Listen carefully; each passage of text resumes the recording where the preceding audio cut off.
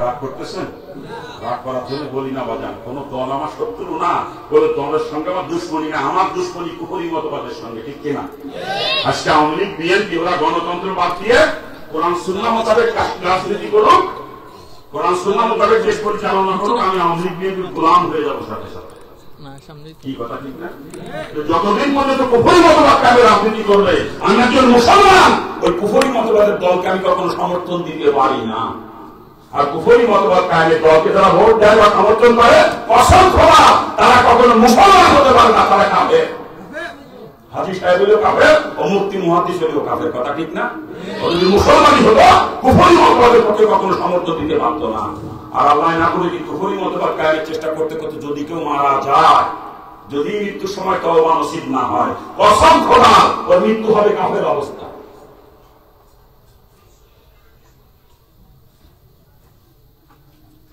খারাপ লাগতেছে আপনাদের নাকি?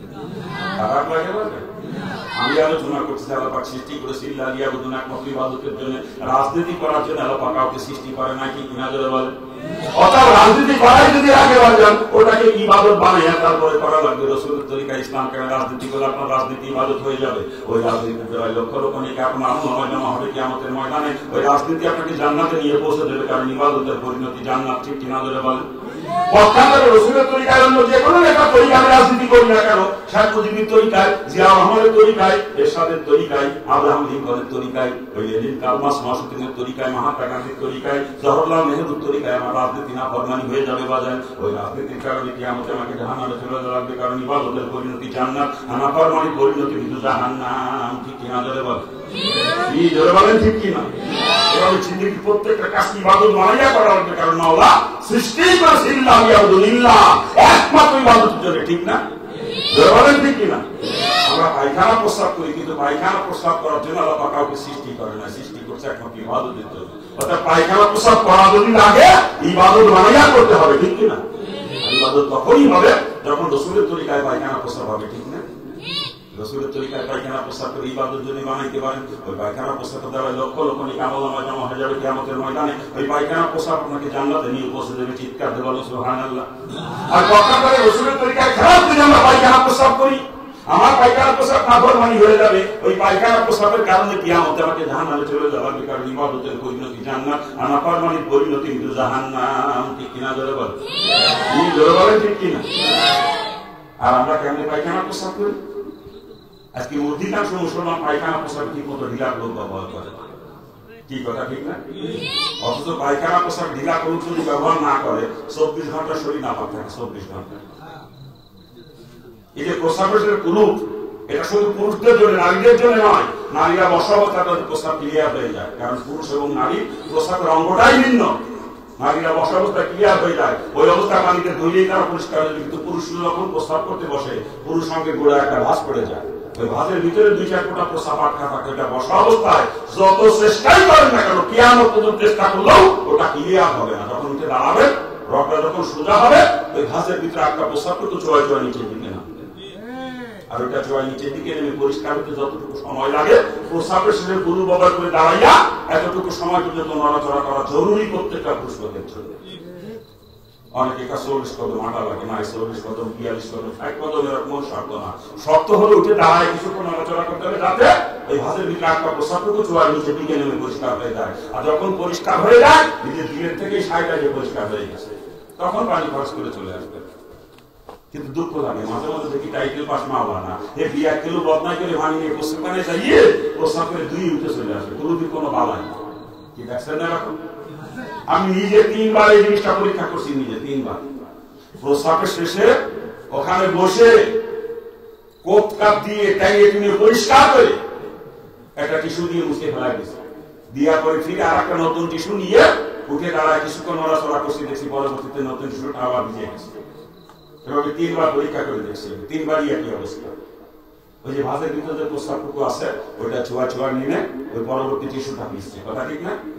আমি যদি ওই অবস্থায় বসে 2 উঠে চলে আসি, কোনো ব্যবহার করে তারা নড়াচড়া না করি, ওই ভাঁজের ভিতরে একটা প্রস্রাবটুকু ছোঁয়া ছোঁয়া নিচের দিকে নেমে শরীরে লাগবে, কাপড়ে লাগবে, শরীরও নাপাক হয়ে যাবে, কাপড়ও নাপাক হয়ে যাবে, ঠিক না? ওই অবস্থায় যদি 70 লতা পানি দিয়ে ওযু করেন, শরীর পাক হবে? শরীর পাক হবে? ওই অবস্থায় ওযু করে যে নামাজে দাঁড়াইছে, নামাজ তো হবেই না, বরং সেজদায় কবিরা গুনাহ হবে। কারণ নাপাক অবস্থায় সেজদা দেওয়া হারাম, কবিরা গুনাহ। ফতোয়ার কিতাবের ভিতরে পরিষ্কার করে লাগছে, যদি কেউ চাইলে শুনিয়ে ইচ্ছাকৃত নাপাক অবস্থায় সেজদা দেয়, লোকটা ঈমান হারা হয়ে যাওয়ার সম্ভাবনাও থাকে। পুরুষ লোকের জন্য কোনো বগর কতটুকু জরুরি। আপনি আজকে গোসল করছেন, যখন আপনার শরীরের প্রস্রাব দিয়ে পরিষ্কার হয়ে গেছে, কিন্তু এরপর যখন প্রস্রাব করছেন করে পুরুষ যদি ব্যবহার না করে থাকেন, ওই আপনার শরীর নাপাক হয়ে গেল। আর আগামীকাল গোসল করা পর্যন্ত 24 ঘন্টা আপনার শরীর নাপাক থাকবে। কি মনে থাকবে মুসলমান? এখন থেকে নিয়মিত প্রস্রাব কোনো ব্যবহার করবেন তো? কি করবেন তো ইনশাআল্লাহ? হ্যাঁ। আর পায়খানা শুনে ঢিলা একটা নারী পুরুষ সকলের জন্য সমান প্রযোজ্য। কমপক্ষে 3টা ঢিলা ব্যবহার করা লাগবে। 3টা শেষের সঙ্গে ময়লা থাকা গেলে আরো 2টা, ওই 5টা শেষের সঙ্গে ময়লা থাকা গেলে আরো 2টা, অর্থাৎ 3টা দিয়ে শুরু করতে হবে। কিন্তু যতক্ষণ ঢিলার সঙ্গে ময়লা দেখা যাবে ততক্ষণ মেজর সংখ্যা ঢিলা ব্যবহার করতে হবে। আর পায়খানা ঢিলা যদি ব্যবহার না করেন, পরিস্থিতি কে করে দেখে? মানুষের হাতে তালুতে লক্ষ লক্ষ ছিদ্র আছে, বিশ্বাস করেন আপনারা? মাইক্রোস্কোপে হাত দিয়ে দেখে নাকি কত ছিদ্র হাতের তালুতে নিজেই দেখতে পারবে। পায়খানার সঙ্গে এক ধরনের তৈলাক্ত পদার্থ থাকে, ওইটা ওই ছিদ্রের ভিতরে গিয়ে প্রবেশ করে। যদি ঢিলা ব্যবহার না করে, পানি খরচ করে, তাহলে ওই পায়খানা দিয়ে হাতের ওই ছিদ্রের ভিতরে প্রবেশ করে। ওটা হাত সাবান দিয়ে হাত ধরেও যাবে না, ছাই দিয়ে মাঝেও যাবে না, মাটির সঙ্গে ডুলে ডুলে হাত পরিষ্কার করবেন তাও যাবে না। যখন কোনো কঠিন পরিশ্রম করবেন, কঠিন কোনো পরিশ্রম করার পরে যখন হাতের তালু ঘাম দিয়ে ছিদ্রের ভিতর দিয়ে ঘাম বের হওয়ার সময় ঘামের সঙ্গে ময়লাটা বের হয়ে আসবে, তার হাত পর্যন্ত পায়খানা হাতের ছিদ্রের ভিতরে থেকেই যাবে। কারণ হাতের ভিতরে পায়খানা আপনার। ওই অবস্থায় সাগরে ডুবেও যদি গোসল করে, শরীর পাক হবে? শরীর পাক হবে? হ্যাঁ, আল্লাহ মাফ করুক, আল্লাহ মাফ করুক। সব থেকে বড় কথা, আপনার স্ত্রী যখন মশলা বাটে তখন কি তার হাতের তালু ঘামে? জিজ্ঞেস করে দেখে মহিলাদের কাছে, শুধু হাতের তালু ঘামে না, মশলা বাটতে কঠিন কাজ, মশলা বাটতে গেলে কলিজা পর্যন্ত ঘামে। ঠিক কি বলেন? আপনার স্ত্রী যে মশলা বাটে আপনার রান্না করে দিয়েছে, আপনার স্ত্রী যদি পায়খানা করে ঢিলা ব্যবহার না করে থাকে, ওই ছিদ্রের ভিতরে সেই পায়খানা আছে। মশলা বাটার সময় হাতের তালু যখন ঘামছে, ওই ঘামের সাথে পায়খানা বেরোচ্ছে, ওই পায়খানা মিশ্রিত মশলা দিয়ে রাখিয়ে দিচ্ছে আপনাদের গরুর গোস্ত। আপনি শুধু গরুর গোস্ত খান না, সাথে স্ত্রীর পায়খানাও খাইছেন। কি কথা কান ঠিক কিনা?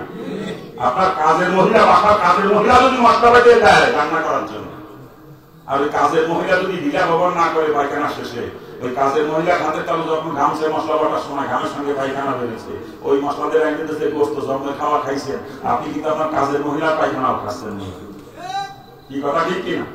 আরে কচি বাচ্চা এখনো পায়খানা করে নিজে পানি খরচ করতে শিখে নাই, ওই বাচ্চাকে পানি খরচ করা যায় বাচ্চার মা, ঠিক না? আর মা যখন বাচ্চাকে পানি খরচ করা হবে, তার আগে যদি ঢিলা দিয়ে পরিষ্কার করে না নেয়, ওই বাচ্চার পায়খানা আমার হাতে ছিদ্রের ভিতরে প্রবেশ করে। মশলা বাটার সময় যখন হাতে তালু ঘামে, ওই বাচ্চার পায়খানা ঘামের সঙ্গে বের হয়ে আসবে, ওই মশলাতে রাখতে যাই করতে আপনি বাচ্চার পায়খানাও নিয়মিত খাইতেছেন। কি কথা বলেন ঠিক কিনা? এ জোরে বলেন। আর আশ্চর্য লাগে আমার কাছে, কেন হাতে পায়খানা ছাড়ে? আরে বিয়া কে মেথর ল্যাট্রিন পরিষ্কার করে, পায়খানা পরিষ্কার করে মেথররা, কিন্তু কোনোদিন হাত দিয়ে পায়খানা পরিষ্কার করে না। বেলচা দিয়ে ময়লা ওঠা বালতিতে রাখে, বালতির আঙ্কা ধরে নিয়ে ফেলে দেয়, ঠিক না? মেথর কখনো হাত দিয়ে পায়খানা পরিষ্কার করে না। এরপরে মেথর দেখলে আমার একটু ঘৃণা ঘৃণা লাগে আমাদের, নাকি গান? হ্যাঁ, তুই তো মেথরের থেকেও নিকৃষ্ট বিয়ে কিনে, তুই যে পায়খানা করিয়ে ঢিলা ব্যবহার না করে যে পানি খরচ করো, নিজের হাতে নিজে পায়খানা সটকাইতেছো নিজে, তুই তো মেথরের থেকেও নিকৃষ্ট। এখন থেকে নিয়মিত ঢেলাগুলো ব্যবহার করবো তো ইনশাআল্লাহ? করবো তো ইনশাআল্লাহ? এখন তো সহজ হয়ে গেছে। আগে মাটির ঢেলা প্রতি বলে নিয়ে বেড়ানো যায়, ব্যাগের মধ্যে মাটির ঢেলা নিয়ে বা ন্যাকড়া নিয়ে ঘুরে বেড়াতে হতো। এখন কি শুনে যে পকেটে থেকে জিনিস হয়ে যেতে, এই যে কত সহজ হয়ে গেছে, নাকি গান? হ্যাঁ, ঢেলাগুলো ব্যবহার করবো তো নিয়মিত ইনশাআল্লাহ। আর তো পায়খানা খাবো না আমরা, নাকি গান? আল্লাহ আমি তো নিজে করবোই, আমার পরিবারের প্রত্যেকটা সদস্য যাতে নিয়মিত ঢিলাগুলো ব্যবহার করে এ ব্যাপারে আপ্রাণ চেষ্টা করে যাবো, নাকি বলেন? আল্লাহ পাক সকলকে বুঝদান করতে হবে। আমি যে কথা বলতেছি না, আমাদের পায়খানা প্রস্রাবের মধ্যে রসুলের তরিকার বালাই নাই, কথা ঠিক না? একটি মুসলমানের বাচ্চারা, বিশেষ করে যুব সমাজ, কত সুন্দর খাড়ায় খাড়ায় মতে, আপনাদের মুখ হয় না, প্রস্রাব করে কোনটা? হ্যাঁ, আমার এলাকায় প্রস্রাব কিন্তু আমি একটু মশকরা করে মুখ করি, আমি মশকরা করে কই আর কি। মুসলমানের বাচ্চারা কি সুন্দর দাঁড়া দাঁড়া প্রস্তাব করে, আশ্চর্য লাগে আমার কাছে। আমি তো গাড়িতে গাড়িতে থাকি, আজকেও আপনাদের এখানে যখন আসি, ঢাকা থেকে উঠছি না পরিবহনে, রাস্তায় একটা হোটেলে যাত্রা বিরতি করছে 20 মিনিটের জন্য। এই দীর্ঘক্ষণ রাস্তায় গাড়িতে বসে থাকার পরে প্রত্যেকটা মানুষেরই নিম্নচাপের তলপেট কিছুটা ভারী হয়, কথা ঠিক না? এই জন্য গাড়ি থেকে নামিয়ে আগে ওয়াশরুমে যাওয়া লাগে সবারই কম বেশি, নাকি না? আমিও তো একজন মানুষ, আমার তো প্রকৃতির ডাকে ঠিক নিয়মিত সারাই দিতে হয়, নাকি না? গেছি প্রস্রাবখানায়, আজকে আসার সময় কথা বলতেছি, প্রস্রাবখানায় যাই যে হোটেলের মধ্যে যে কটা প্রস্রাবখানা, একটাও বসে প্রস্রাব করার সিস্টেম নেই। দেওয়ালের সাথে একটা কমর পাতায় খুঁয়ে দিছে, আর কুত্তার বাচ্চারা গাড়িতে নামিয়ে দিয়ে চেনটা কান দিয়ে খুঁজে কুত্তার মতো বাধাই নিয়ে শুরু করে। কি কথা ঠিক না? আল্লাহ পাক যত জানোয়ার পয়দা করছে, দুনিয়া কোনো জানোয়ারকে দেখছেন কোনদিন বসে পায়খানা প্রস্রাব করছে? জানোয়ারের মাথার মধ্যে হাঁটুর মধ্যে আল্লাহ পাক এরকম কবজা দেয় নাই যে ইচ্ছা মতো বসতে উঠতে পারবে। জানোয়ারকে আল্লাহ পাক সৃষ্টি করছে দাঁড়ায় পায়খানা প্রস্রাব করার জন্য, আর মানুষের মাথার মধ্যে হাঁটুর মধ্যে কবজার সিস্টেম, মানুষের ইচ্ছা মতো বসতে উঠতে পারে, কথা ঠিক না? মানুষকে আল্লাহ পাক সৃষ্টি করছে বসে পায়খানা প্রস্রাব করার জন্য। আর এই মানুষ যখন খাড়ায় খাড়ায় মতে আল্লাহ সম্পর্কে কোরআন মধ্যে কয় ওলাইকা কালান আম, ওগুলো কুত্তা, ওগুলো শুয়োর। আল্লাহ কোরআনের মধ্যে কইছে, আমি বলতেছি না, কিন্তু কে কইছে? আল্লাহ কয় উলাইকা কালান আম, ওগুলো কুত্তা, ওগুলো শুয়োর। আল্লাহ কয় না, আল্লাহ একটু চিন্তা ভাবনা করছে, চিন্তা ভাবনা করে কয় না রে, মানুষ কুত্তারও তো আদব আছে, কুত্তা একখান মুসা করে একখান মুখ প্রস্রাব লাগে, আর ওটা বানাইছি মানুষ সর্বশ্রেষ্ঠ মানলো, ও দাঁড়ায় প্রস্রাব করে দুই ঠাঙেই প্রস্রাব লাগাইলো। আল্লাহ বাল হুমাদার, ওটা কুত্তার চেয়েও খারাপ, ও শুয়োরের থেকেও নিকৃষ্ট বদমাইশ, যেটা খাড়ায় খাড়ানো। কে বলতেছে? আমি কিচ্ছু কই নাই, আমার ঘরে রাখতে না যুবকরা, যে কইছে পারলে সেই জায়গাতে রাখতে, যে কইছে সেই জায়গা রাখতে, কইছে কিনা? আল্লাহ উলাইকা কালান আম বাল হুম আদল, ওগুলো চতুষ্পদ জানোয়ার, বরং তার থেকেও নিকৃষ্ট, কথা ঠিক কিনা? আল্লাহ বলে বানাইছে মানুষ সর্বশ্রেষ্ঠ মাখলুক, আর তুই কুত্তার মতো খাড়ায় খাড়ায় মতো তো লজ্জা করে না? এই যা লজ্জা আছে সেটা কোনো দাঁড়ায় প্রস্তাব করতে পারবে না, কথা ঠিক কিনা? ঠিক কিনা? ওটা যারা দাঁড়ায় প্রস্তাব করে একটারও লজ্জা নাই, আর লজ্জা যার নাই ইমানের দৃষ্টিও নাই। রসুলের পরিষ্কার হাদিস আল হায়া ও শোবাত মিনাল ঈমান, লজ্জাই মান লজ্জা, লজ্জা নাই কার? ইমানের গোষ্ঠী নাই, কথা ঠিক কিনা? ঠিক কিনা? আর গোষ্ঠীর একটারও লজ্জা নাই, ওরা কাফের, ইমান নাই। কি কথা ঠিক না বল বলতেছে? বলেন। আল্লাহ সকলকে বোঝার এবং আমাদের তৌফিক দান করুন। আমি ওই প্রস্তাবখানায় হোটেলের মধ্যে যাই, একটা প্রস্তাবখানা বসে প্রস্তাব করার সিস্টেম পাইলাম না, পরে টয়লেটের মধ্যে গিয়ে বসে প্রস্তাব করলাম, টয়লেটের ভিতরে। টয়লেটের মধ্যে যাই, একটা দরজা খুলি, দেখি উঁচা হাই কম, ওটা খাড়ায় খাড়ায় উঠা লাগে, আর একটা খোলা ভেজে ওই অবস্থা, খুঁজতে খুঁজতে এক কোনায় যে একটা হলাম লো কমর, ভেজে গেছে প্রস্তাব করলাম। একজন সুস্থ শরীরের মুসলমানের জন্য হাই কমরে পায়খানা প্রস্তাব করা হারাম, কবিরা গুনাহ। হ্যাঁ, মাজুরের জন্য মাসালা আলাদা, যদি কেউ মাজুর হয়ে থাকে তার জন্য মাসালা আলাদা, কিন্তু সুস্থ শরীরের মুসলমানের জন্য হাই কমর ব্যবহার করা হারাম, হারাম, হারাম। মনে থাকবে মুসলমান, মনে থাকবে। যদি কোন মাজুর থাকে পরিবারের মধ্যে, তার জন্য একটা হাই কমর লাগাইতে পারে, মাজুর লোক থাকে তার জন্য সে ব্যবহার করবে, কিন্তু সুস্থ মুসলমান কেউ হাই কমর ব্যবহার করতে পারবে না, এটা হারাম, একেবারে হারাম।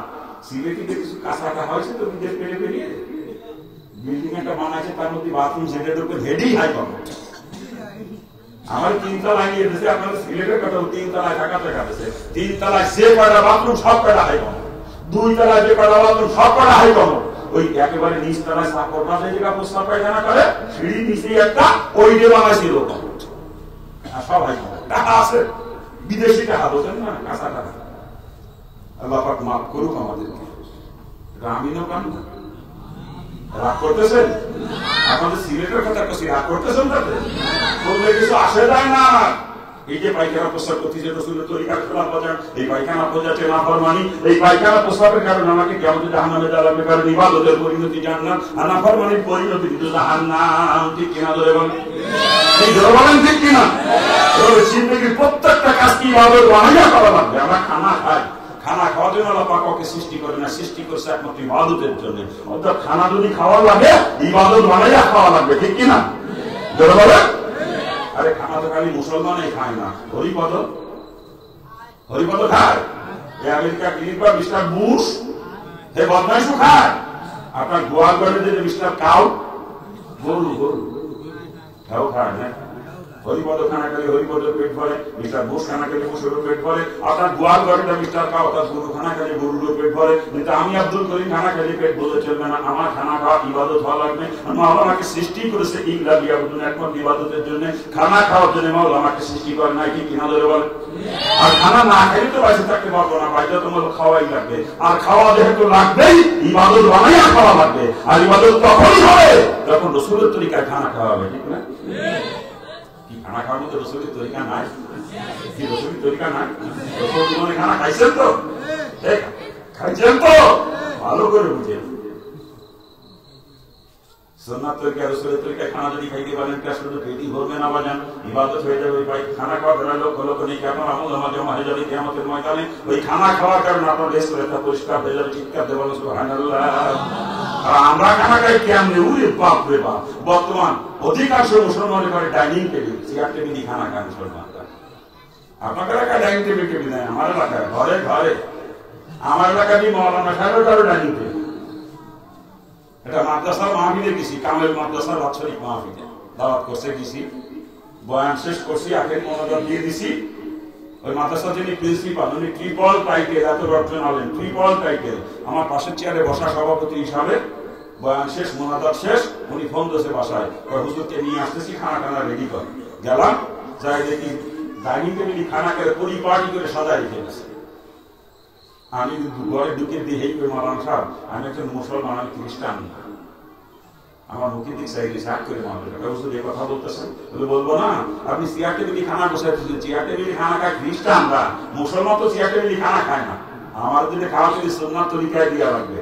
সুন্নাত তরিকা হলো সেই লেভেলে বসবেন, ওই লেভেলে প্লেট রাখতে হবে, বসার এবং প্লেট রাখার লেভেলটা সমান হতে হবে। হ্যাঁ, টেবিলি খাওয়া জায়েজ আছে, টেবিলের উপর উঠে বসা লাগবে। চেয়ারে বসে টেবিলে প্লেটকে খানা খাইতে পারবেন না, সুন্নাতের খেলাফ। কথা ঠিক কিনা? বসার এবং প্লেট রাখার লেভেলটা সমান হতে হবে, এটাই সুন্নাত। আমার যদি খাওয়া তুমি সমতল জায়গায় দেন বসে খাবেন না, আমি খাবো না। দৌড়ে যে মৌলানা সাহেব লজ্জা হয়েছে, দৌড়ে যে পাটি একটা আগে পাটি বিছিয়ে দিয়েছে, এরপর চাদর বিছিয়ে দিয়েছে, দিয়ে খাবারটা বসার টেবিলিতে বিছিয়ে নামাইছে। হুজুর বসে, বস বসে খাবো কি করে? দস্তরখানায় তো দেন নাই এখনো। দস্তরখানা ছাড়া মুসলমান কি করে খানা খায়? মৌলানা সাহেব আরো লজ্জা হয়েছে, এবার দৌড়ে যে নাক পোশাক গামছা খানি দিয়ে বিছিয়ে দিয়েছে। মৌলানা সাহেবের কারো দস্তরখানাও লাগে, এটা বলে আলেম চিন্তা করতে পারে না। আলেম প্রতি লজ্জা লাগে আমার এই সমস্ত আলেমদেরকে। আলেম নামের কলঙ্ক। সুন্নাত তরিকার খেলাফ কোন আমল কখনো আলেম কখনো চলতে পারে তো আমার বেড়ে নেই ধরে। আলেম কি করে সুন্নাত তরিকার খেলাফ চলতে পারে? আমার বেড়ে ধরে না। আমার রাসাতুল আম্বিয়া, আলেম নবীর ওয়ারিস, এই আলেম কি করে রাসূলের সুন্নাতের খেলাফ চলে? আমার বেড়ে ধরে না। বলে আলেম নামের কলঙ্ক, মনে জুতুরে সাইজ তরিকার কান্দলে এগুলো রে। মৌলানা সাহেবের করে চেয়ার টেবিল খানা, দস্তরখানা না, এলা আলেম। আল্লাহ মাফ করুন। তবলিগের মোবাইলের গোষ্ঠী যখন সিগলায় যায়, 3 দিন সময় লাগায়, তখন থেকে দস্তরখানা খানা খায়। বাড়ি আসলে এক বিয়া কেলে রোজ খায় না। সরমুনা মুরিদির গোষ্ঠী সরমুনায় যখন যায়, মাসিক ইস্তেমার দিন খানা খায়, তখন থেকে দস্তরখানা খানা খায়। কিন্তু বাড়ি এক বিয়া কেলে রোজ খায় না। কথা ঠিক না? একমাত্র কওমিয়া মাদ্রাসা, হাফিজি মাদ্রাসা, নুরানি মাদ্রাসা, এই মাদ্রাসাগুলোতে যারা লিল্লাহ বডি নিয়ে খানা খায়, মাদ্রাসার বডি নিয়ে খানা খায়, ওরা দেখবেন নিয়মিত দস্তরখানা বিছিয়ে মাদ্রাসায় খানা খায়। কি কথা ঠিক না? এ সারা দস্তরখানা আমল বর্তমানে তেমন একটা খুঁজে পাওয়া যায় না। কথা ঠিক না ভুল বলতেছি আমি? ঠিক না ভুল বলতেছি? এই যে সুন্নাত তরিকার খেলাফ খানা খেয়েছি বাজান, পেট ভরতেছে, ঠিকই খানা খাওয়া না পারবানি হয়ে যাচ্ছে। এই খানা খাওয়ার কারণে আমাকে কেমন জাহান্নামে জ্বালাবে, কারণ ইবাদতের পরিণতি জান্নাত, আর না পারবানি না পরিণতি কিন্তু জাহান্নাম। ঠিক কিনা ধরে বলে? খানা খাওয়ার ভিতরে 32টা সুন্নাত আছে। খানা খাওয়ার ভিতরে 32টা সুন্নাত। অনেক আলেমরাও জানে না, অনেক আলেমরাও জানে পড়ায় ছাত্রদেরকে, কিন্তু নিজেদের জানা মুখস্থ থাকে। ছাত্রদেরকে পড়ায়, কিতাব দেখে দিয়ে পড়ায়। 32টা সুন্নাত আছে খানা খাওয়ার মধ্যে। অনেক আলেমেরও স্মরণ থাকে না। কথা ঠিক না? আল্লাহ পাক আমাদেরকে হেফাজত করুন। আরে জোরে কান না, আমি যে কথা বলতেছিলাম বাজান, আল্লাহ পাক খানা খাওয়ার জন্য সৃষ্টি করে না, সৃষ্টি করছে একমাত্র ইবাদতের জন্য। অর্থাৎ খানা যদি খাইতেই হয়, ইবাদত বানাইয়া খাওয়া লাগবে। আর ইবাদত তখনই হবে যখন সুন্নাত তরিকায় খানা খাওয়াবে। ঠিক কিনা? বলেন ঠিক কিনা? আমরা ব্যবসা করি, অনেকে ব্যবসা করি না। ব্যবসা করার জন্য আল্লাহ পাক সৃষ্টি করছে কাউকে, সৃষ্টি করছে একমাত্র ইবাদতের জন্য। অর্থাৎ ব্যবসা যদি করা লাগে, ইবাদত বানাইয়া করতে হবে ব্যবসা। আর ইবাদত তখনই হবে যখন রাসূলের তরিকায় ব্যবসা হবে। ঠিক না? ব্যবসার মধ্যে রসুলের তরিকা নাই? ব্যবসার মধ্যে রসুলের তরিকা নাই? ব্যবসা করতে যে মালের ভিতরে ভেজাল ঢোকানো যাবে না, ওজনে কম বেশি করা চলবে না, জালিয়াতি, জুয়াচুরি, ধোঁকাবাজি, মিথ্যার আশ্রয় বেচাকি না করা চলবে না। কথা ঠিক কিনা? সুন্নাত তরিকা ব্যবসা যদি করতে পারেন, ব্যবসা আপনার ইবাদত হয়ে যাবে। ব্যবসার দ্বারা লক্ষ লক্ষ নেই কেমন আমল নামা জমা হবে কিয়ামতের ময়দানে। ওই ব্যবসা আপনাকে জান্নাতে নিয়ে পৌঁছে দেবে। চিৎকার দেবেন সুবহানাল্লাহ। আর আমরা ব্যবসা করি কেন? দেখেন, আমি আপনার কাছে যারা ব্যবসা করে কি করে? ব্যাপারী করে না কি করে? হ্যাঁ, ব্যবসায়ী। আমি ব্যবসায়ী মানুষ, বাজারের দিন কাটা ঝোলায় মাল কিনি। ওই মাল কেনার সময় আমার খেয়াল থাকে কেমনে 42 কেজি দিয়ে মন বানানো যায়। আবার ওই মাল যখন বিক্রি করবো তখন আমার খেয়াল 38 কেজির বেশি যেন এক মনে না যায়। কেনার সময় 42 কেজি, বেচার সময় 38 কেজি, নাকি না? আপনার ক্ষেতের ধান আপনি বিক্রি করতে নিয়ে গেছেন বাজারে 1 মণ, 40 কেজি মাটি নিয়ে গেছেন, মাপের উপর থেকে বেশিও নিয়ে গেছেন, কিন্তু বাজারে যে ব্যবসায়ীর কাছে বিক্রি করছেন আপনার সামনে ওজন করবে 38 কেজি বেশি জীবন হবে। কি কথা ঠিক না? বলো শুধু কি তাই? আপনি গরুর গোশত কিনেছেন বাজারতে 5 কেজি, আমি তো মাইকে দেখেন না কোনোদিন, আগে ধুয়ে রান্না করা শুরু করেন, একদিন মাইকে দেখেন কত পাইছেন গোশত, 4.5 কেজি হয় কিনা তাও সন্দেহ আছে। কি কথা ঠিক না? ভুল করছে? বলেন কথা ঠিক না? ভুল হচ্ছে? কম বেশি করে বেচা কিনা করে যেই টাকা লাভ করতেছি, ওই লাভের টাকা খাওয়া আর একজন মুসলমানের কাছে শুয়োরের গোশত খাওয়ার মধ্যে কোনো পার্থক্য নাই। চিৎকারতে বলেন নাউজুবিল্লাহ। আরে জোরে বলেন নাউজুবিল্লাহ। শুধু তাই না বাজা, মাল কিনি 2 পদের, একটা ভালো মাল একটা খারাপ মাল। 12টা কেজি মাত্র 10 কেজি, খারাপটা কিনে 30 কেজি। 12টা কিনা 30 টাকা কেজি ধরে, খারাপটা কিনা 25 টাকা কেজি ধরে। ওই 30 কেজি আর 10 কেজি 40 কেজি 1 মণ মাল বস্তা বন্দি করে বাজারে বিক্রি করতে নিয়ে গেছি 29 টাকা কেজি ধরে বেশি। এত কসম করে 30 টাকা কিনা ছিল, আজকে বাজার ডাউন তো 1 টাকা লস দিয়ে বেচা লাগতেছে। অথচ নদী মাত্র 10 কেজি কিনা 30 টাকা কেজি ধরে, আর বাকি 30 কেজি কিনা 25 টাকা কেজি ধরে। কসম করে 30 টাকা কিনা। কি কায়দা রে? না, কথা শেষ হল না, আমার কাছে তাই শোনাইতেছি আপনাদের। আমার বাজারে দোকান আছে, গার্মেন্টসের দোকান, আমি আজি শাহ। এই সুন্নাতি দাঁড়িয়ে আমার মুখে, সুন্নাতি জুব্বা গায়, মাথায় গালে টুপি না, পাগড়িও আছে মাথায়। আমি তাহাজ্জুদ পড়ি, তাহাজ্জুদ পড়ি। আমার গার্মেন্টসের দোকান। এই শীতের দিনে ঢাকাতে সোয়েটার কিনে নিয়েছি, বঙ্গবাজারতে অথবা কালীগঞ্জেতে সোয়েটার কিনেছি, পার পিস 300 টাকা কিনা পড়েছে। আমার দোকান পর্যন্ত এসে পৌঁছাতে একটা পিছনে 7 টাকা খরচ হয়েছে। তাই কত হয়েছে? 360 টাকা। কত খরচ হয়েছে? 360 টাকা। আমি বেচলাম 1100 টাকা, কিনা দামে দিয়ে দিলাম, কিচ্ছু থাকে না, কিছু থাকে না। আপনার কথা পায় না, আমার এলাকায় কয়টা শুনেছি। কি কায়দা দেখছে না? 360 টাকা মাল বেচলে 1100 টাকা, কিনা দামে দিয়ে দিলাম, কিছু থাকে না। ওটা বলে আজকে ওই বদমাইশ 1 নম্বরের পাঁচই ভাঙলো, ওর টুপি দাঁড়ি জোড়া সব ভাঙলামি, নামাজও ভাঙলামি। এই বদমাইশ তো চোর করে নামাজ পড়তে, হ্যাঁ ইবাদত করে 1 নম্বর সব হালাল রুটি খাওয়া, হারাম ঘোর কোন ইবাদত আমার আল্লাহ কবুল করে না, ঠিক কিনা? ঠিক কিনা? মিথ্যে কথা করে মাল বিক্রি করো, শুয়োর খাও, পায়খানা খাও, আর তাহাজ্জুদ করো, দিয়াইতে তোর ভাঙামি বাদ দে, ও চোর করে নামাজ পড়তে।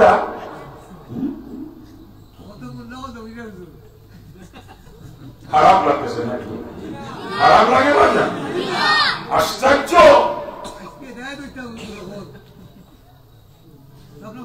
আমি এত কথা বললেন না, কথা কামতে। এই যে ব্যবসা বাণিজ্য করতেছে রসুলের তরিকার খেলা বাজারে, ব্যবসা হয়ে যাচ্ছে না ফরমানি। এই ব্যবসার কারণে কি আমাকে জাহান্নামে জ্বালাকে, কারণ ইবাদতের পরিণতি জান্নাত, আনা ফরমানির পরিণতি কিন্তু জাহান্নাম। কি কিনা ধরে বল? এভাবে জিন্দেগির প্রত্যেকটা কাজে চাকরি করি অনেকেই, কিন্তু চাকরি করার জন্য কাউকে সৃষ্টি করে না, সৃষ্টি করছে একমাত্র ইবাদতের জন্য। অর্থাৎ চাকরি যদি করা লাগে, ইবাদত বানাইয়া করা লাগবে, ঠিক কিনা? বলেন ঠিক কিনা? আর ইবাদত তখনই যখন আমার চাকরি রসুলের তরিকায় হবে, ঠিক না? এই চাকরি মধ্যে রসুলের তরিকা নাই। চাকরি করতে যে কখনো দায়িত্ব অবহেলা করা চলবে না, ডিউটিতে কখনো ফাঁকি দেওয়া যাবে না, অফিসে বসে আউটিং কারণ ধান্দা করে চলবে না, ঠিক কিনা? সুন্নাত তরিকায় চাকরি যদি করতে পারেন, আপনার চাকরি ইবাদত হয়ে যাবে। চাকরি দেওয়া লক্ষ লক্ষ নাকি আপনার আমলনামা জমা হবে কিয়ামতের ময়দানে। ওই চাকরি আপনাকে জান্নাতে নিয়ে পৌঁছে দেবে। চিৎকার দিয়ে বলেন সুবহানাল্লাহ। আর আমরা চাকরি করি কেমনে দেখেন? আমি অফিসার মানুষ, অফিস টাইম সকাল 9টা থেকে বিকেল 5টা পর্যন্ত। আমি অফিসে যাই গেলে 11টা পার হয়ে গেলে আবার 3টার আগে আমার ডিউটি শেষ। কি কথা ঠিক না? যে ডিউটিতে ফাঁকি দিয়ে বেতন খাইতেছি, ও বেতন হালাল না হারাম? ও বেতন হালাল না হারাম? তাই আমি বড় মাপের অফিসার, পরপর 3 দিন অফিসে যাই নাই, 4 দিনের দিন যাইয়ে এক পাটে হাজিরা খাতায় সই করি, বেতন তুলে নিয়ে আসি 1 মাসের। ও বেতন কি হালাল হয়? ও বেতন কি হালাল হয়? এই ডিউটিতে ফাঁকি দিয়ে দায়িত্ব অবহেলা করে যে বেতন খাওয়া হয়, ওই বেতনের টাকা খাওয়া আর পায়খানা খাওয়ার মধ্যে কোনো পার্থক্য নাই। চিৎকার দিয়ে বলেন নাউজুবিল্লাহ। আর শুধু তাই না, বর্তমান আমাদের দেশের চাকরিজীবীর গোষ্ঠী অধিকাংশ হচ্ছে ঘুষখোর, অধিকাংশ। ইল্লা মাশাআল্লাহ কিছু আছে ঘুষ খায় না, না থাকলে কিন্তু দুনিয়া চলতো না। কিন্তু সংখ্যায় খুব সীমিত, আমার মনে হয় লাখে একজন পাওয়া যাবে কিনা সন্দেহ আছে ঘুষ খায় না এরকম চাকরিজীবী। আর বাকি অধিকাংশ ঘুষ চাকরিজীবী ঘুষ করবে, কথা ঠিক না? এই ধরে বলেন ঠিক কিনা? ওরা রোজা মাসে ঘুষ খায় না, ইত্যাদি জন্য কিছু দিয়ে দাও। আমি তো ওই টাকা ইত্যাদি করার থেকে শুয়োরের বস্তু ইত্যাদি করে তাতেও তোমার গুণা কম হবে। আর শুয়োরের গোস্ত খাই খাই হারাম খাওয়ার গুনাহ হয়। আর ঘুষের টাকা জানি খাইলাম, ও টাকা তো হারামই, সাথে সাথে তার কাছ থেকে ঘুষ নিলাম, তারপরে জুলুম করা হইল। হারামও খাইলাম, জালেমও হইলাম। আর শুয়োর খাই খাই হারাম খাওয়া হয়তো জালেম হইতাম না।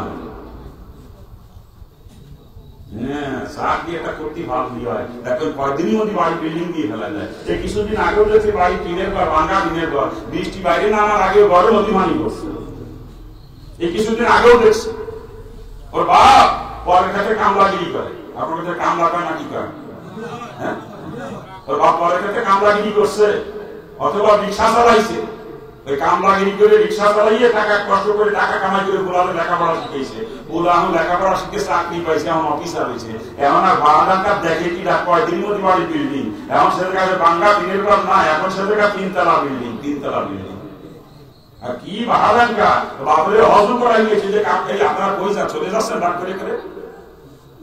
কি আপনারা রাগ করে চলে যান? ওই যে চলে যায় উঠে উঠে। খারাপ লাগবে বলেন, আমি শেষ করে দেবো। আমি কষ্ট দিতে আসি না এখন। হ্যাঁ, লোকজন উঠে গেলে তো কথা বলতে মন চায় না। আপনাকে এলাকা সব ডায়াবেটিস এলাকা সব ডায়াবেটিস এলো কিনা?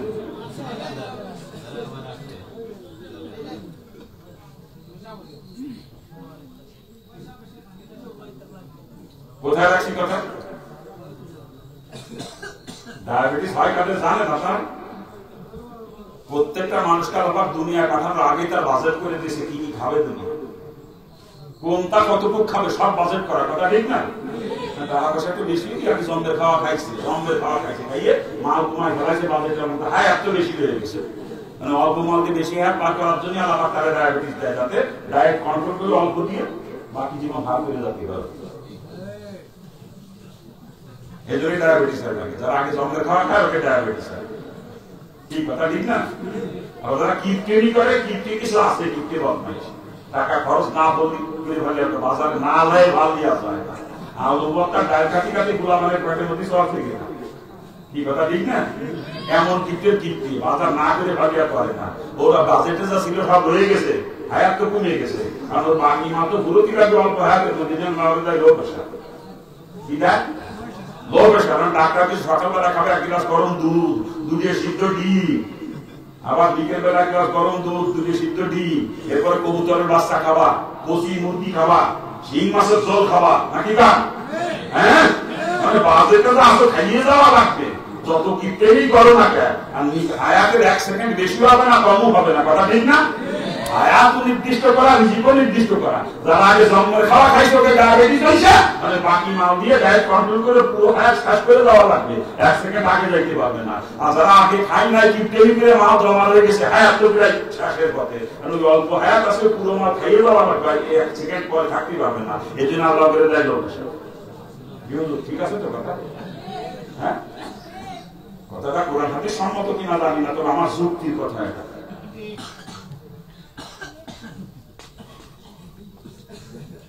আপনাদের এলাকার মানুষ কাকে জন্মের খাওয়া খাইছে, এদের সব ডায়াবেটিস, হ্যাঁ, কোন কোন উঠে চলে যাচ্ছে, কার প্রস্তাব করতে যায়। আল্লাহ মাফ করুক আমাদেরকে, আল্লাহ মাফ করুক। খারাপ লাগে বলবেন, আমি শেষ করে দেবো। কোথায় রাখছিলাম কথা? আমি কোথায় রাখছিলাম? বলতেছিলাম ঘুষখোর বদমাইশ, আগে ভাঙ্গা টিকিট করছিল, সে দেখলাম 3 তলা বিল্ডিং, নাকি বাপের হজ উপর আগে এসে যে কামলা দিতে পারে কাছে হেপিয়া কেমন আজি সাহেব মসজিদে যে মাধ্যম করে, নাকি কেন? হ্যাঁ, আর আজি সাহেবের ডাক কি বলে, বাপরে বাপ, টাকা দেয় বান্ডিল ধরে ধরে পোলায়, বান্ডিল ধরে ধরে টাকা দেয় পোলায়। টাকার তো অভাব নাই বাজারে, আজি সাহেব যদি বাজারে যায়, ওই দিন ভালো মাছের কাছে আর কেউ যাওয়ার ক্ষমতা নেই। আজি সাহেব কেনে ভালো মাছ, কবুতরের বাচ্চা কেনে, কচি মুরগি কেনে, পোল্ট্রি দামও যায় না কোনোদিন, দেশি মুরগি খায় না, কি খায়? হ্যাঁ, হাদিসে বাজার টাজার করিয়ে রিক্সাওয়ালার কাছে বাজার থেকে বাজারটা আমার বাড়ি দিয়ে পৌঁছে দে। ওই বাজার পাঠাতে হাদিসে যায় বসে চার দোকানে, চা এক কাপ নিয়ে সাথে চুমুক দেয়, গপ্প ছাড়া শুরু করে। গপ্প তো একটাই, আমার গুলা বড় অফিসার, আমার গুলা বড় অফিসার, বিরাট বিরাট সরকারি সফরে যায়, বিভিন্ন দেশে ট্যুরে যায়, ট্যুরে। এটা আমার লাঠিখান দেখছো না, সিঙ্গাপুরে লাঠি পিতল দিয়ে বাঁধানো। আমার গুলা সিঙ্গাপুর থেকে সরকারি ট্যুরে গেছিল সিঙ্গাপুর, পকেটের তসবি টান দিয়ে বাইরে দেয়, তসবি দেখছো, মালয়েশিয়ান তসবি। আমার গুলা মালয়েশিয়া গেছিল সরকারি ট্যুরে, সেই জায়গায় নিতেছে। পাঁচ জুতো দেখায় মাসি দেবে, আজি সাত পাঁচ জুতো দেখায়, জুতো দেখছো বিদেশি কোম্পানি দেয়া পেয়েছো জুতো, আমার গুলা ডাহাতে নিয়ে আসে, ডাহাতে। কি করবো বোলারে নিয়ে, কি করবো সাত দোকানে বইয়ে বোলার নিয়ে গর্ব করে গেলে তোর গর্ব শুকিয়ে যাবে রে নিয়ে আসছে। তোর বোলারে কুত্তা, ও কুত্তা নিজেও পায়খানা খায়, তোরও পায়খানা খাওয়া, তুই রে খাওয়া কিছু তুই বোঝো না? কুত্তা বা কুত্তা, তোর কুত্তাও রান্না যাবে, তোরও রান্না নিয়ে যাবে। আল্লাহ কোরআনের মধ্যে পরিষ্কার করে জানা দিয়েছে, তাহাতাক তামিনা ইয়াকুন আমিনা রাসূলিন, ওই সন্তান তোকে পায়ের নিচে ফেলবে কিয়ামতের দিন, পায়ের নিচে ফেলে পাড়াইয়া চটকাইয়া তোকে নিয়ে তারপর জাহান্নামে যাবে, কুত্তা একা যাবে না জাহান্নামে। তুই গার্জিয়ান, তো দায়িত্ব ছিল লাগাম ধরা, তুই বাপ, তুই গার্জিয়ান, তো দায়িত্ব ছিল লাগাম ধরা। তুমি কয় টাকা বেতন পাও? এই যে বাড়ি করলে, এই যে জমি কিনলে, এই যে ফ্ল্যাট কিনলে, ঢাকায় টাকা পাইলে কোথায় হিসাব দাও? কি গার্জিয়ানের দায়িত্ব ছিল না হিসাব দেওয়া? আজকে কোনো গার্জিয়ান হিসাব নেয় না, খালি টাকা পাইলেই খুশি। পুরো বান্দিন ধরে ধরে টাকা দেয়, তো টাকা দিতেও পারে না, চাকরি করে সেটেলমেন্টে অথবা কাস্টম অফিসে। ও যখন অফিসে যায় খালি ব্রিফকেস নিয়ে নাচতে নাচতে চলে যায়, আর অফিসে ফিরার সময় ব্রিফকেস ভর্তি করে পায়খানার বান্ডিল নিয়ে নিয়ে যায়, পায়খানার বান্ডিল, টাকা না পায়খানা। কি কথা ঠিক কিনা? হ্যাঁ, আর পায়খানার বান্ডিল বাপেরও দায় ধরে বান্ডিল ধরে ধরে খরচ করার জন্য। বাপ কি খুশি। ওদিক খোলা আর একটাও আছে, হেডের বানাইছে মাদ্রাসায় পড়ায় মুফতি সাহেব, মুফতি সাহেব মাদ্রাসায় খেদমত করে হানে পায় ৩৫০০ টাকা, আর মসজিদে খেদমত করে হানে পায় ২৫০০ টাকা। কত হয়েছে মোট? হ্যাঁ, না ৬০০০ হয়েছে, ৬০০০ হয়েছে না? আমার হিসেবে তো তাই পায়। মুফতি সাহেব পায় ৬০০০ টাকা, দুই জায়গাতে চাকরি। এতে নিজে সংসারই ঠিক মতো চালাতে পারে না, বাপের একটা হাত দেবে শান্তি, তারপরেও কিছু কিছু দেয় বাপের মাসে পকেট খরচের জন্য। এখন মুফতি সাহেবের পরিচয় দিবা সাইনা পুরা হিসেবে, পুরা এখন ওই একটা যে সেটেলমেন্টে চাকরি করে, কাস্টমে চাকরি করে, ওই বিদেশি পুরা টাকা দেয়, বান্ডিল দেবে দেবে, বান্ডিল ঘুচিয়ে যাবে রে বিয়াকে। তুই আসলি গলাইছো বদমাইশ, তুই এক নাম্বারের বাজি। তোর পুরারে কন্ট্রোল করার দায়িত্ব ছিল তোর, ওদের ঘুষ কর, পায়খানা কর, ওদের ফিরানোর দায়িত্ব ছিল তোর। তুই টাকা করে বান্ডিল পাই খুশি, তোর খুশি শুকিয়ে যাবে দিয়ে। অধিকাংশ গার্জিয়ান এগুলার দায়িত্ব পালন করে না ঠিক মতো। কথা ঠিক কিনা? ঠিক কিনা? কয়দিন চাকরি পাইছে ঢাকা শহরে, বিরাট কিনা সারা আশুলিয়া জমি কিনে বাড়ি বানাইছে ৬ তালা, আর গ্রামের যেদিকেও জমি বিক্রি করবো, ওর উপরে টাকা দিয়ে জমি কিনার মতো মানুষ ওই এলাকায় বর্তমানে নাই। কথা ঠিক না? টেবিল তাদের কামার জন্মের কামানো। আল্লাহ পাক আমাদেরকে রাগ করতেছেন, আপনারা রাগ করার জন্য বলি না, কসম খোদা জাহান্নাম থেকে বাঁচানোর জন্য বলতেছি। এই যে হারাম খোরের গোষ্ঠী, ওরা যদি জান্নাতে যায়, রসুল মিথ্যাবাদী হয়ে যাবে, রসুলের হাদিস মিথ্যা হয়ে যাবে। আর কসম খোদা, কসম খোদা, কসম খোদা, আমার রসুলের কোন হাদিস কখনো মিথ্যা হবে না, রসুল কখনো মিথ্যাবাদী হবে না, অর্থাৎ হারাম খোর কখনো জান্নাতে যাবে না। রসুলের পরিষ্কার হাদিস, হারাম মালের দ্বারা যে রক্ত আর গোশত শরীরে তৈরি হবে, ওই রক্ত আর গোশত জাহান্নামের খোরাক। হারাম করে জন্য আল্লাহ পাকের জান্নাত হারাম। কথা ঠিক কিনা? ঠিক কিনা? রাগ করতেছেন আপনারা? রাগ করেন, আমার বেশি কথা করেন, আমার জুতো দিতে বাড়ি দিবেন, তাতে আমি দুঃখ পাবো না। কিন্তু আপনার পাও ধরেছি, আপনি জাহান্নাম থেকে বাঁচেন, ওই হারাম থেকে ফেরেন, তওবা করেন। এতদিন হারাম খাইছেন, তওবা করেন, আল্লাহ মাফ করে দিতেও পারে, তওবা করবেন। আর আগামীতে হারাম খাইয়েন না, আর আগামীতে হারাম খাইয়েন না। রুজিটা হালাল করেন, যদি জান্নাতে যাইতে মন চায়, হালাল কামাই করেন, হালাল খান, ইবাদত বন্দেগী কবুল, অল্প ইবাদতে জান্নাতে চলে, অল্প ইবাদতে জান্নাতে চলে যাবেন। আর ওই হারাম খেয়ে নামাজ পড়ে কপাল কালো বানাই, কোনো লাভ নাই, কোনো লাভ নাই। একটা সিজদাও কখনো আমার মাবুদের দরবারে কবুল হবে না, কারণ ইবাদত কবুলের এক নাম্বার শর্ত হালাল রুজি খাওয়া। কথা ঠিক কিনা? এই যে রমজান মাস আসতেছে, সারা দিন না খেয়ে কত কষ্ট করে বদমাইশের গোষ্ঠী, কত কষ্ট করে সারা দিন না খেয়ে কিন্তু ইফতারির সময় হারাম মাল ইফতারি করে বদমাইশ কোসর করে রোজা রাখতি। ইবাদত গুলো একেবারে শর্তে হালাল রুটি খাওয়া, তো রুজিও না হারাম, তুই সারা দিন না খেয়ে কষ্ট করে সন্ধ্যের সময় হারাম মাল ইফতারি করো, আর ইফতারি করে শেষ করতে পারে না, হাতে হাতে মিলিয়ে একটা ধরা বদমাইশ কোথাকা। তো রোজা না খেতে লাভ পাই তোর মতো বদমাইশ। হ্যাঁ,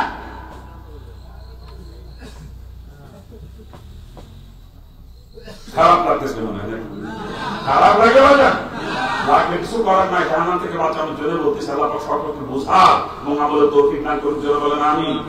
এই চাকরি বাকরি করতেছি রাসূলের তরিকার খেলাফত চাকরি হয়ে যাচ্ছে না ফরমানি, এই চাকরির কারণে আমাকে কিয়ামতে জাহান্নামে যাওয়া লাগবে, কারণ ইবাদতের পরিণতি জান্নাত, না ফরমানির পরিণতি কিন্তু জাহান্নাম। ঠিক কিনা জোরে বলেন, এই জোরে কারণ ঠিক কিনা? আমরা ঘুমাই কিন্তু ঘুমানোর জন্য আল্লাহ পাক সৃষ্টি করছে, সৃষ্টি করছে একমাত্র ইবাদতের জন্য। তবে যদি ঘুমানো লাগে ইবাদত বানাইয়া ঘুমাইতে হয়, আর ইবাদত তখনই যখন ঘুমটা রসুলের তরিকায় যাবে। ঠিক না?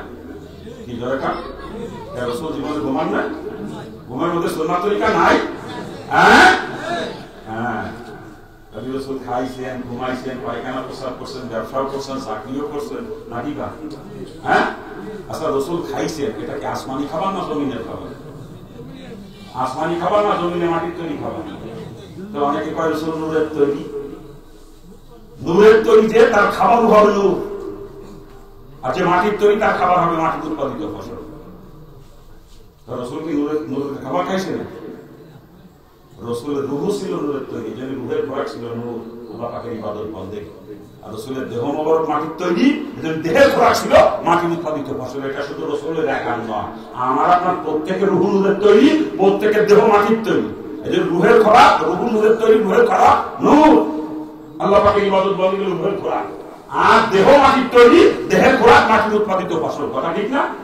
হ্যাঁ, এই নূর আর মাটি নিয়ে আমার এলাকায় একটা এলাকা আছে, আমার ভিতরে বাড়ি একটা দ্বন্দ্ব। আপনার এলাকায় সব দ্বন্দ্ব নাই, আমার এলাকায় বেকায়দা অবস্থা। এক গ্রুপ করে রসুল নূরের তৈরি, এক গ্রুপ করে রসুল মাটির তৈরি, এই নিয়ে বেকায়দা অবস্থা। আপনার এলাকায় মনে সব নাই নাকি? মনে হ্যাঁ, রসুলের দেহ মোবারক মাটির তৈরি, রুহু মোবারক নূরের তৈরি। এটা শুধু রসুলের একার নয়, আমার আপনার প্রত্যেকের দেহ মাটির তৈরি, রুহু নূরের তৈরি। রুহু নূরের তৈরি বিদায়, রুহের খোরাক হলো নূর, ইবাদত বন্দে কি নূর, রুহের খোরাক। আর দেহ মাটির তৈরি বিদায়, দেহের খোরাক মাটির উৎপাদিত ফসল। এবারে কথা কয় কথা? হ্যাঁ, স্টেজের পাশে এরকম কথা কয় নাকি মানুষ? খারাপ লাগতেছে আপনাদের নাকি? হ্যাঁ, কোথায় রাখছি আমার কথা? আচ্ছা, নূরের তৈরি ফেরেশতাদের দাম আল্লাহ পাকের কাছে বেশি না মাটির তৈরি মানুষের দাম আল্লাহ পাকের কাছে বেশি? হ্যাঁ, ফেরেশতাদের দাম বেশি না মানুষের দাম বেশি? যারা রসুলের নূরের তৈরি করে রসুলের ইজ্জত নষ্ট করছে, রসুলের ইজ্জত নষ্ট করছে না, ফেরেশতাদের সমান বানাইছে রসুলকে। অথচ আমার রসুল ফেরেশতাদের থেকে কোটি কোটি গুণ দামি। কথা ঠিক কিনা? রসুল মাটির তৈরি, আর মাটির তৈরি মানুষই আল্লাহ পাকের কাছে সব থেকে দামি। ওই নূরের তৈরি ফেরেশতাদেরকে দিয়ে মাটির তৈরি আদমের পায়লা সেজদা করাইছে। কি কথা কান না? হ্যাঁ, আদম দামি নাকি ফেরেশতারা দামি? ফেরেশতারা সেজদা করছে আদমের পায়, আল্লাহ পাক করাইছে। মাটির তৈরি আদম আল্লাহ পাকের কাছে নূরের তৈরি ফেরেশতাদের থেকে অনেক দামি, অনেক দামি। যারা রসুলকে নূরের তৈরি করে ওরা রসুলের ইজ্জত নষ্ট করছে, রসুলের দাম কমাইছে ওরা। রসুল মাটির তৈরি, ফেরেশতাদের থেকেও দামি নাকি? আল্লাহ পাক সকলকে হক বুঝার তৌফিক দান করে। আরে জোরে কান না, এই নূর আর মাটি নিয়ে আমরা আপনাদের শিখতে বলা পারবো না। মনে থাকবে তো? কি মনে থাকবে তো? আল্লাহ পাক সকলকে বুঝ দান করে। জোরে কান আমি। রসুল খানা খাইছেন, রসুল ফেরেশতাদের মতো না খেয়ে থাকেন না, ফেরেশতাদের খোরাক নাই, খালি আল্লাহর ইবাদত ফেরেশতাদের খোরাক। যেহেতু তার নূরের তৈরি, নূর তাদের খোরাক। কথা ঠিক না? রসুল ফেরেশতারা কখনো ঘুমায় নাই, ঘুমায় না, ঘুমায়? ফেরেশতারা ঘুমায়? ফেরেশতাদের বিয়ে শাদী হয়, ফেরেশতাদের স্ত্রী আছে, সন্তান সন্ততি হয় ফেরেশতাদের। হ্যাঁ, ফেরেশতারা নূরের তৈরি। আর রসুল মাটির তৈরি বিদায়, রসুল ঘুমাইছেন, রসুল খানা খাইছেন, পায়খানা প্রস্রাব করছেন, রসুল ব্যবসা করছেন, চাকরি করছেন, রসুল বিবাহ করছেন, সন্তানাদি হয়েছে রসুলের। কথা ঠিক না? ভালো করে বুঝে, না বুঝে উল্টো পাল্টা কথা কন আপনারা।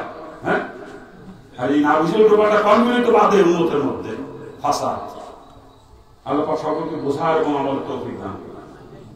জোরে পান না আমি আমিনও কই বাসা না কোন কাটা মুসলমান চিন্তা করেন যদি সবুজ হয়ে যায় আমি কই না আমিনও কই বাসা আল্লাহ পাক সকলকে বুঝার মনোবল তৌফিক দান।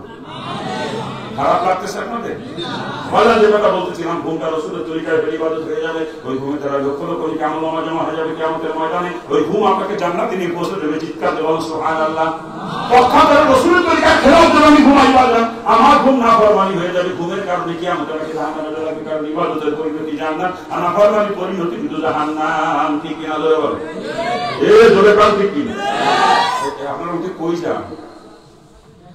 নূরের তলে লোক আছে না, তারাই উঠে গেছে নাকি? ব্যাপার বুঝতেছি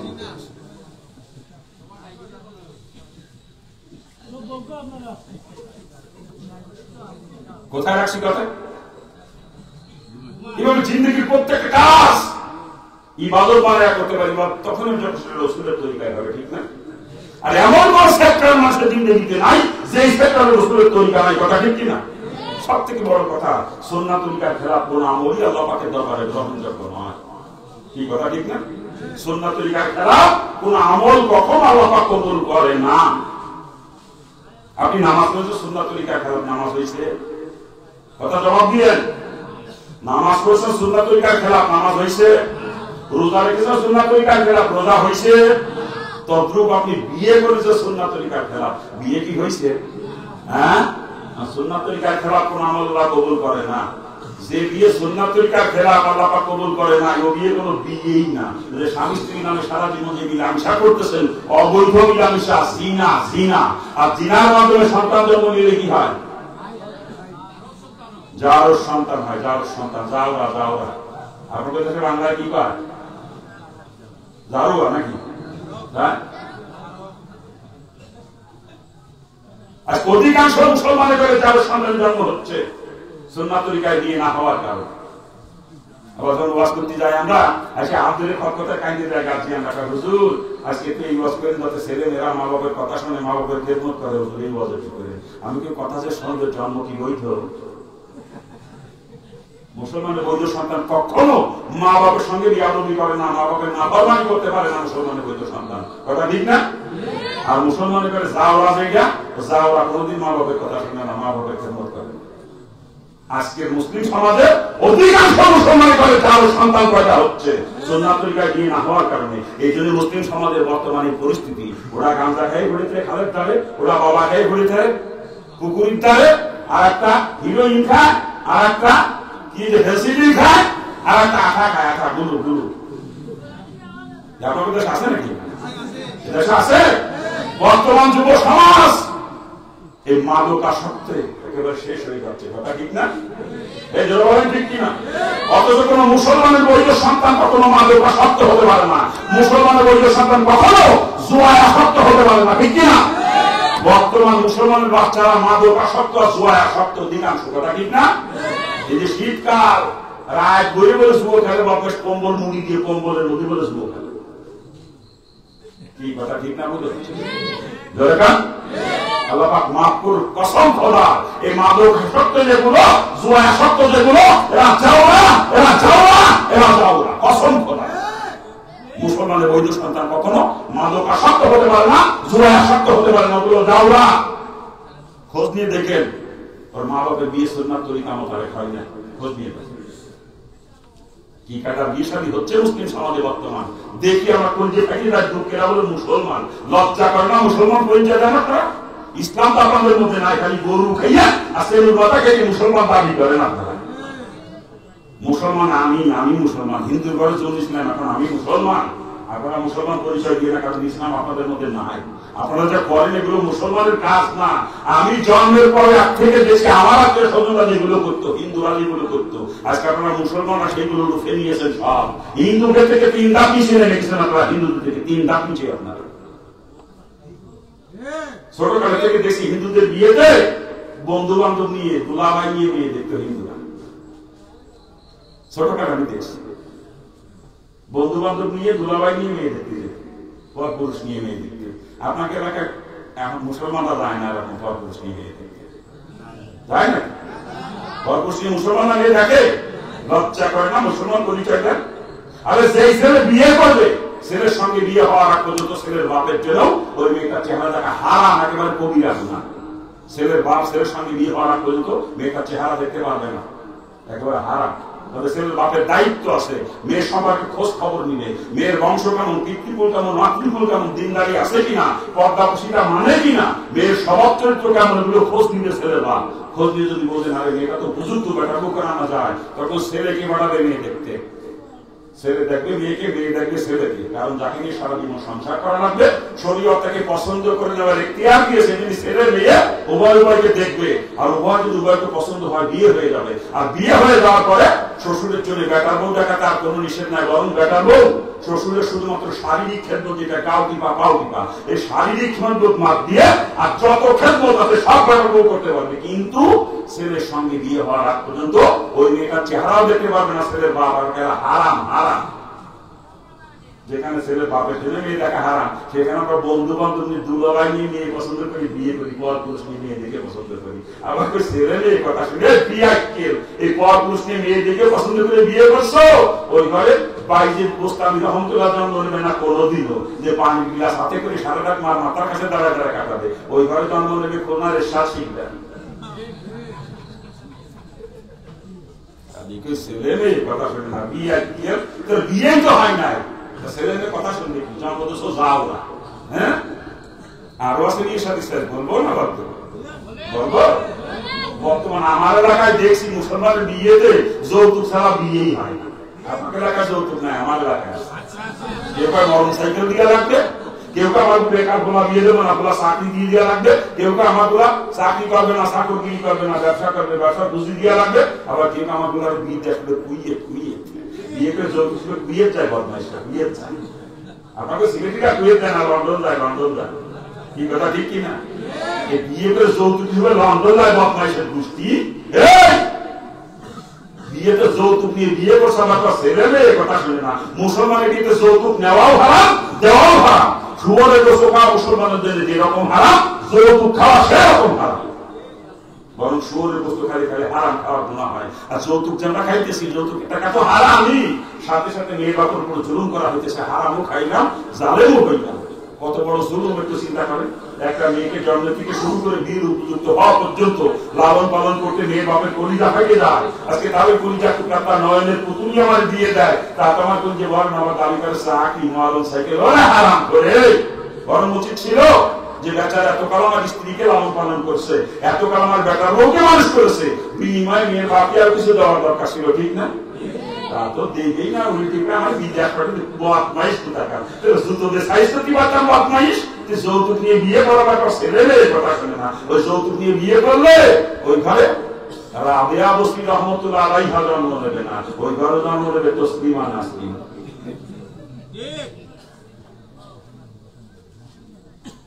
মুসলমানদের বিয়েতে যৌতুক নেই, কল্পনা করা যায়? মানে পাত্রে জুতো খুলে জুতোদের সাইজ করতে পারতাম বদমাইশ গুলো, লজ্জা করে না? যৌতুক দিয়ে গোলা বিয়ে করা মুসলমান পরিচয় দেন, লজ্জা করে না? হ্যাঁ, খারাপ লাগতেছে না? খারাপ লাগে। হ্যাঁ, বর্তমানে আমার এলাকায় দেখছি মুসলমানের বিয়েতে গায়ে হলুদ, আমার এলাকায় নেই, আমার এলাকায়, এই এলাকায় যায়, এলাকায় যায়। এই মুসলমানের বিয়েতে গায়ে হলুদ দেওয়া হারাম, হারাম, হারাম। জিজ্ঞেস করেন মৌলানার কাছে, মাসালা সিস্টেম কি বলে? বাপরে বাপ, মাইক্রো ভাড়া করে যুবতী যুবতী মেয়েদেরকে সাজায়, সব একটা অ্যাক্ট্রেস লাল করে হলুদ শাড়ি, দেখতে পরে মনে হচ্ছেন একসাথে ডানা কাটা কোট। ছেলের বাড়িতে একটা যুবতী মেয়েকে সাজাইয়া এরা মাইক্রো করে মেয়ের বাড়ি পাঠায় মেয়ের গায়ে হলুদ দিতে, আবার মেয়ের বাড়িতে একটা যুবতী মেয়েকে সাজায় ছেলের বাড়ি পাঠায় ছেলের গায়ে হলুদ দিতে। এরকম হয় না কেন দেশে? এলাকার ভাই এত উঠা বসা করে কথা কাটে না, বসেন দোয়া করে দাও, বসেন দোয়া করে যাও, উঠে উঠে চলে যাক, কোন দিয়ে আদর করতে হবে? হ্যাঁ,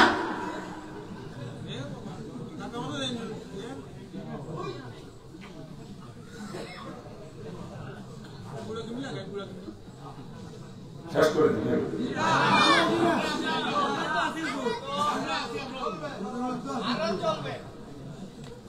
কোথায় রাখছি কথা? হ্যাঁ, গায়ে হলুদ দিয়ে বিয়ে করা কথা ছেলে মেয়ে কথা বিয়ে, গায়ে হলুদ দিয়ে বিয়ে করলে ওই ঘরে সরমুনার মরহুম কি ফজলুল করিম রহমতুল্লাহ জন্ম নেবে না, ওই ঘরে জন্ম নেবে শয়তান দেওয়ান বাড়ি দেওয়ান। খারাপ লাগতেছে আপনাদের? খারাপ লাগে বলছেন? কষ্ট লাগে। মুসলমানের বিয়েতে যৌতুক নেয়, হ্যাঁ এরকম রিপোর্ট আমাকে হাজি সাহেবের পোলা বিয়েতে যৌতুক দিতেছে, তবলিগের মোবাইলের বিয়েতে যৌতুক দিতেছে, চাউনাগুড়ি পোলা বিয়েতে যৌতুক দিতেছে। মানে পাত্রে জুতো কিনে সাইজ করতে পারতাম, জুতো দিয়ে বদমাইশ তো লজ্জা করে না, যৌতুক নিয়ে বিয়ে করো। আবার ছেলে মেয়ে কথা কিনা বিয়ে আজকে ওই ঘরে আবার ওই জন্ম নেবে না, শয়তান জন্ম নেবে, শয়তান। আরো আছে, বাদ দেবো না? বলবো বলবো। আমার এলাকার মুসলমানের বিয়েতে মহিলারা বরযাত্রী যায়, আমার এলাকায় যায়, এলাকায় যায়, এলাকায় যায়। আচ্ছা বিয়ে ছেলেকে বরযাত্রী পাঠান, চিন্তা করেন না? আজ পর্যন্ত বিয়ের বরযাত্রী যে কোনো মহিলা সেখান থেকে খালি হাতে ফিরতে পারে নাই। কম পক্ষে যুবকদের কেন্দ্রভূত খালি ভাই আসার না, কি কথা ঠিক না? কোন মহিলা মুখে হাতে কথা বলতে পারবে না আমি বিয়ের বরযাত্রী গেছি অথচ পর পুরুষের বসা খাই নাই, এ কোনো মহিলা বলতে পারবে না। চ্যালেঞ্জ, এটা আমার চ্যালেঞ্জ। তারপর স্ত্রী কাটার মেয়েকে যে বিয়েতে বরযাত্রী পাঠাচ্ছি, ওই পর পুরুষের বসা খাওয়া দেবে নাকি? দোষ মহিলাদের না, দোষ আপনার। আমার স্ত্রী আমার মেয়ে তো জীবনে কোনো বিয়েতে বরযাত্রী গেল না, আপনার স্ত্রী আপনার মেয়ে যায় কেন? আপনি পাঠান তাই যান। আমার স্ত্রীকে আমার মেয়েকে যদি আমি যাইতে আমি বিয়েতে বরযাত্রী যাওয়ার ক্ষমতা আছে? এই যাওয়ার ক্ষমতা আছে? দোষ মহিলাদের না, দোষী বিয়ে দিলে গোষ্ঠী এগুলোকে সাইজ করতে পারতাম ভালো মতো। যুবতী বউরার যুবতী নিয়ে দাঁড়ে বিয়েতে বরযাত্রী পাঠায়, পুরুষের বাসায় খারাপ দিন, আবার মুসলমান পরিচয় দেয়। এই কোনো মুসলমানের বাড়ির মেয়েছেলেরা জীবনে কোনোদিন বিয়েতে বরযাত্রী যায় না, আজ বাড়ির মহিলারা বিয়েতে বরযাত্রী যায়। হতে পারে তবলিগের মোবাইলে, হতে পারে হতে পারে হাজি সাহেব, কিন্তু উনি মুসলমান নামে যদি মুসলমান হতেন, ওনার বাড়ির মেয়েছেলেরা জীবনে কোনোদিন বিয়েতে বরযাত্রী যাইত না। ঠিক কিনা? বলেন ঠিক কিনা? ছেলে মেয়ে কথা কিন্তু বিয়েই তো হয় না, জন্ম তো যাও না, তার কথা শুনবে না কি? হ্যাঁ, যারা সন্তান জীবনেও মা বাবার কথা শোনে না, জীবনেও। আরো আছে, বলবো না? বাদ দেবো? বলবো। নতুন বউ বিয়ে করে বাড়ি নিয়ে বাসুরাত্রী মা আফসায় স্বামী স্ত্রীর কাছে, বলবো মাফ করে দাও, দেড় মোহর নামা আফসা। আপনার কথা চান না, আমার লাগবে। অথচ মোহরনা মাফ চাওয়ার কোন সুযোগ শরীয়তে দেয় নাই। মোহরনা আদায় করা ফরজ। স্ত্রীর মোহরনা পরিশোধ না করা পর্যন্ত স্ত্রীর কাছে দেওয়া হারাম, একেবারে হারাম। কি কথা কান ঠিক? মোহরনা থেকে ছেলের সামর্থ্য অনুযায়ী যদি কেউ 10 লাখ দেওয়ার ক্ষমতা রাখে, ধরেন 10 লাখ, আপত্তি নাই, কিন্তু আমি দিতে পারবো 10,000 ধরে ফেলুন, 2 লাখ চলবে না। কথা ঠিক কিনা? আর বর্তমান মেয়েরা চিন্তা করে ধরে যাও 2 লাখ, যাতে মায়ের তালাক দিতে না পারে, তালাক দিলে কোর্টে কেস করবো, 2 লাখ আদায় করে ছাড়বো। আর ছেলেরা চিন্তা করে যাবতীয় যে ধরুন যদি আমরা তবু তালাক দেবো না। মুসলমান ধারণা হয়ে গেছে তালাক দিলে মহরনা, যাতে বিয়ে করে দাও, তালাক দিলে মহরনা দিতে হয় না, বিয়ে করে আগে স্ত্রী মহরনা পরিশোধ করতে হয়, এরপর স্ত্রীর কাছে যাইতে হয়। এই জন্য মহরনা হওয়া লাগে সেটা সমর্থন নেই। কি মনে থাকবে মুসলমান? কি মনে থাকবে? কি হয়েছে? কি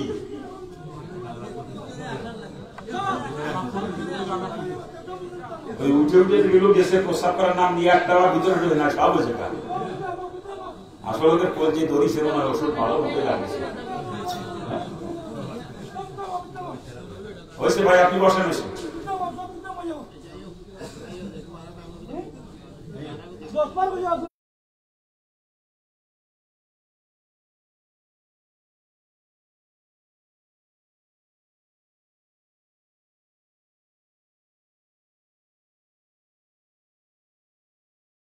আপনারা যা করেন এগুলো মানিয়ে দিতে পারি, কেমনে মানবো? কম কোরআন হাদিসের সাথে যা কোনো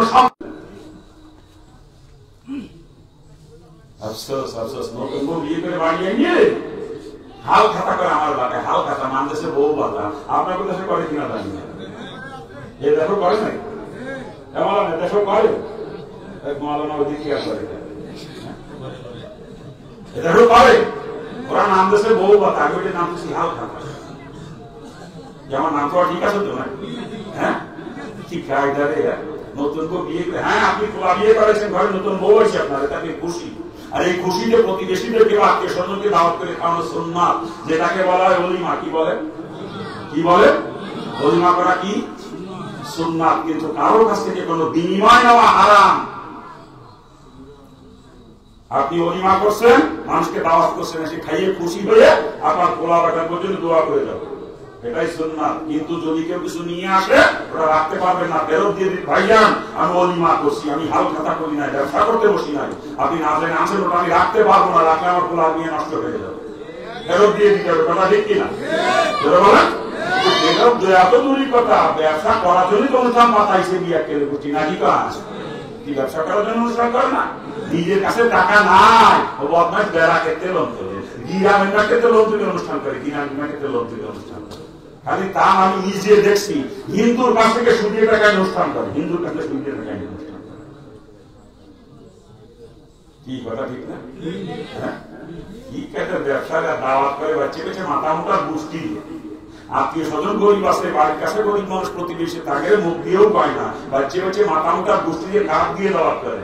এলাকা চেয়ারম্যান, মেম্বার, মাতবর, বিদেশে থাকে, টাকা পয়সার মালিক, এইগুলোর কাজ দেওয়া করে, কিন্তু খোঁজে দেখে ওর সাথে রক্তের কোনো সম্পর্ক নাই, আত্মীয়তার কোনো বন্ধন নাই। কথা ঠিক না? ওগুলোর কাজ দিয়ে দেওয়া করে মুখ আনতে হওয়া যাবে না, বোঝেন না? কি কায়দা রে! যারা এইগুলো করে ওদের দায়িত্ব দিচ্ছে আমি ডিজিটাল ভিখারি, ডিজিটাল ভিখারি। এমনি তো ভিখারিটা মানুষের বাড়ি বাড়ি গিয়ে ভিক্ষা চায়, বাজারের দোকানে দোকানে ভিক্ষা চায়। কথা ঠিক না? আর ডিজিটাল ভিখারি গোষ্ঠী কৌশল এখতিয়ার করে মাসের দিলে খাওয়ার কথাকে নিজের বাড়ি দাওয়াত করে নিয়ে আসে, আমি যদি খাওয়াই ঠিকই খাওয়াইয়ে আবার তারপর থাল কথা না, থালের মধ্যে কি রাখি দিবা যাবে। কি কথা ঠিক না?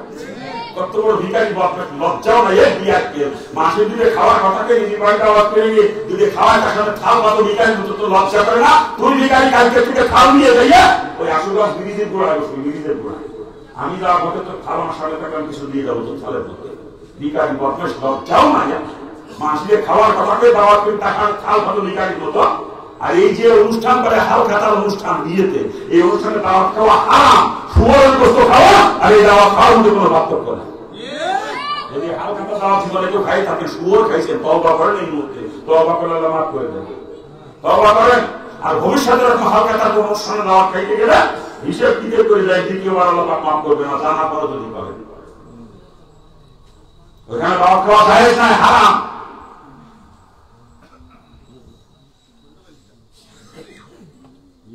যেভাবে হাল খাতা করে বিয়ে করেছে আমার একটা ছেলে মেয়ে, আসলে নাকি কায়দা রে, খারাপ লাগতেছে নাকি? আরো আছে, বলবো না লাগতে, বলবো না লাগতে। হ্যাঁ, আমি যখন ছোট ছিলাম তখন দেখছি আমার আত্মীয় স্বজনরা হিন্দুরা বিয়েতে মাইক ভাড়া করে নিয়ে আসতো, তারপরে ব্যান্ড পার্টি হতো, ব্যান্ড পার্টি, যে টুমটুম বাজাইতো, সানাই বাজাইতো, এগুলো নাকি গান। হ্যাঁ, হিন্দু বাড়ি বিয়েতে গান বাজনা হতো। আর বর্তমানে এই মুসলমানের বিয়েতে একটা ডেক সেট নিয়ে আসে, ডেক সেট, ডেক সেট এটি বাজায় কি জানে? ডিজে, ডিজে অবস্থা। বিয়ে বাড়ির বক্সের ভূতোল এলাকার মাটি পর্যন্ত থরথর করে কাঁপতে থাকে। ওই এলাকার মানুষ রাত্রি ঘুমাতে পারে না বক্সের ঠেলায়। কথা ঠিক না? এলাকায় যারা নামাজি মানুষ তারা নামাজও ঠিক মতো করতে পারে না, ঠিক কিনা বলে বলেন? আল্লাহ মাফ করুক। সেই বিয়েতে এরকম গান বাজনা হয়, বক্স বাজে, আর কাছে কানা হিজড়া ভাড়া করে বিয়ে বাড়ি নাচায়, হিজড়া ভাড়া নিয়ে হিজড়াও নাচে, নিজেরাও নাচে। আপনার এলাকায় সব নাই, এলাকায় আছে। শাহজালালের পূর্ণভূমিতে এগুলো সাজে। এর বদমাইশ মুসলমান, সিলেটের মুসলমানরা কি জবাব দিলি কি আমাকে? তো সিলেটে 360 রাউন্ডিয়া খুলে হয়েছে, তোরা সেই সিলেটের মানুষ কি জবাব দিলি কি আমাকে? হ্যাঁ, এভাবে বক্স বাজাইয়ে হিজড়া নাচায় বিয়ে করাবার পর ছেলে কথা শোনে না, যে এই বাড়িতে নাচ গানা বিয়ে বাড়িতে, ওই বিয়ে কোনোদিন কবুল করেনি।